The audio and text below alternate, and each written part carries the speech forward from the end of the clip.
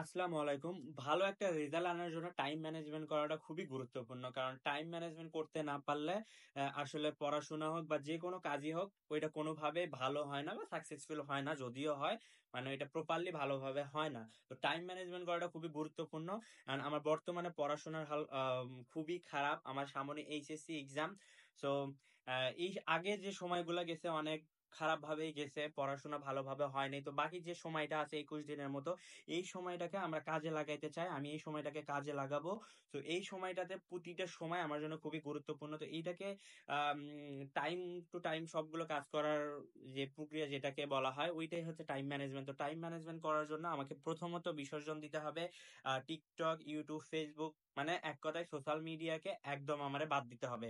যদি বাদ দিতে না পারি তাহলে আমার দ্বারা টাইম ম্যানেজমেন্ট হবে না। তো আজকে থেকে এখন থেকে আমি টাইম ম্যানেজমেন্ট করার জন্য খাতা কলম নিয়ে বসবো। আমি কোন সময় কোন জিনিসটা করব সবকিছু নোট ডাউন করব। এতে আমার টাইম ম্যানেজমেন্ট করতে খুবই হেল্পফুল হবে।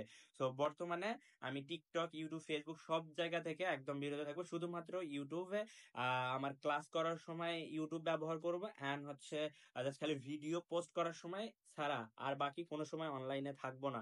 তো এখন আমি নিজে দেখি টাইম ম্যানেজমেন্ট করে নিজের পড়াশোনার যে গ্যাপ গুলো আছে, আমার সিলেবাসের যে গ্যাপটা আছে, এটাকে আমি পূরণ করতে পারি কিনা। সো চলেন খাতাতে নোট ডাউন করা যাক, দেন হচ্ছে ওইটা ফলো করা যাক। সো চলেন শুরু করি।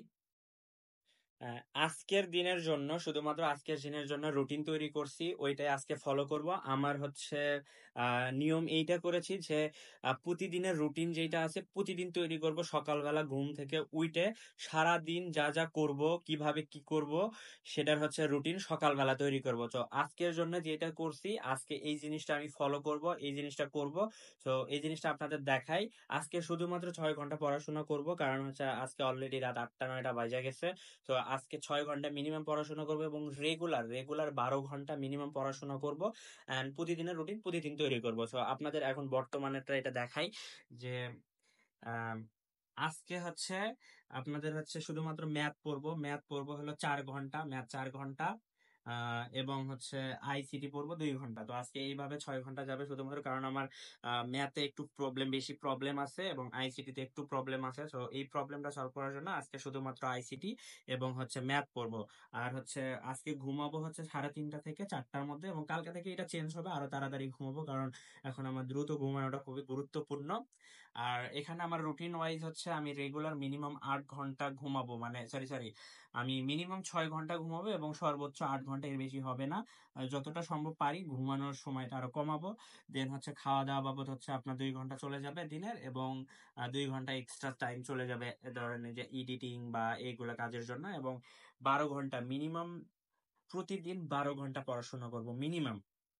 তারপরে আমার সিলেবাসের অনুযায়ী হচ্ছে আমার 13টা সাবজেক্টের মতো আছে। তো যাই হোক, এইগুলা দেখে কাভার করার চেষ্টা করবো ইনশাল্লাহ।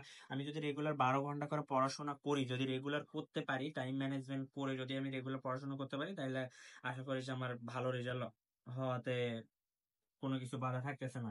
তো যাই হোক, এখন বর্তমানে বর্তমানে পড়াশোনাটা শুরু করে দেয়। এখন টাইম নষ্ট করব না কোনোভাবে, কোনো 1 সেকেন্ডও নষ্ট করব না ইনশাআল্লাহ। এখন ম্যাথ দিয়ে শুরু করব। এন্ড আজকের ভিডিও এই পর্যন্তই শেষ করে দেই। আহ আজকে এই পর্যন্ত শেষ করে দেয়, এবং কালকে সকাল থেকে দেন আবার প্রপারলি আপনাদেরকে দেখানো শুরু করব আমি কখন কিভাবে কি করতেছি ইনশাআল্লাহ। তো আজকের জন্য খোদা হাফেজ, আসসালামু আলাইকুম।